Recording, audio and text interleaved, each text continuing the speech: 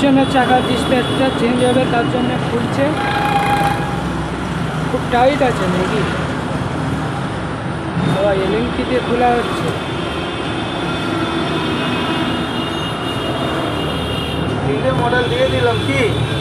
হ্যাঁ ঠিক আছে, খুলতে থাকো। পুরো খেয়ে গিয়েছে, দেখে ধরা যাচ্ছে। এরপরে ডিশটাকে বি খেয়ে নিত না চেঞ্জ করলে। দেখাচ্ছি, এই তো খোলা হয়ে গেল। হাতে নিয়ে দেখাবো হচ্ছে কী অবস্থা। একটা পুরো খেয়ে নিয়েছে। চলো